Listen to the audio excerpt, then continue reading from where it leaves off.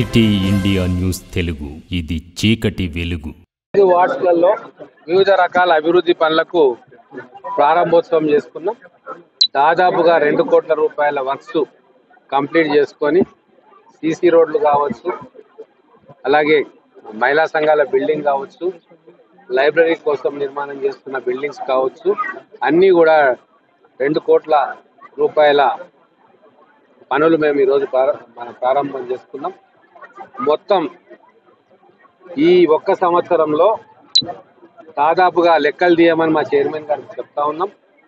దాదాపుగా 120 కోట్ల రూపాయల అభివృద్ధి పనులను ప్రారంభోత్సవం కానీ రేపు రాబోయే రోజుల్లో ప్రారంభోత్సవం చేసుకోబోతా ఉన్నాం.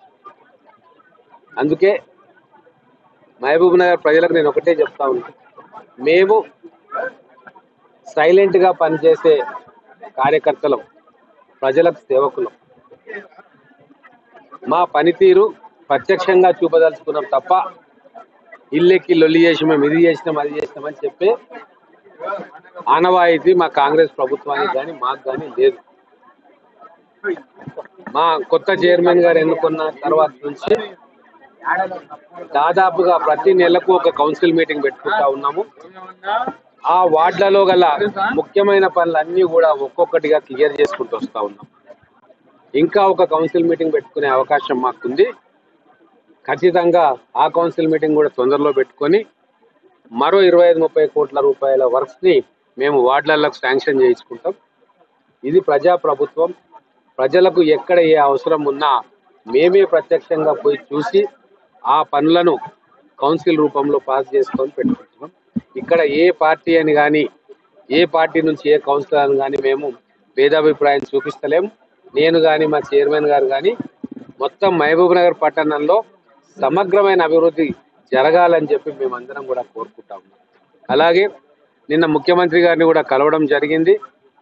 కార్పొరేషన్ మన అయ్యింది కాబట్టి వారు కూడా ఇదే చెప్పారు, నేనన్నా మీరు పట్టుబట్టినందుకు కార్పొరేషన్ అయ్యింది అంటే నేను అడిగిన, సార్ కార్పొరేషన్ ఇచ్చిండ్రు కదా, మళ్ళీ 250 కోట్ల రూపాయలు మా కార్పొరేషన్ ఫస్ట్ టైం అవుతుంది కాబట్టి మీరు నిధులు కేటాయించాలి అంటే ప్రణాళికలు తయారు చేయండి, దాని గురించి వచ్చే బడ్జెట్లో మనం ఆలోచిద్దామని చెప్పి వారు చెప్పడం జరిగింది.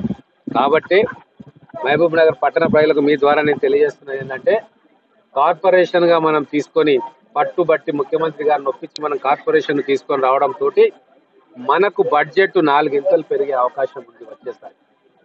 కాబట్టి నిశ్శబ్దంగా మీకోసం అహర్నిశలు పాటుపడే ఒక టీంని ఇప్పుడు నేను తయారు చేసుకుంటా ఉన్నాము.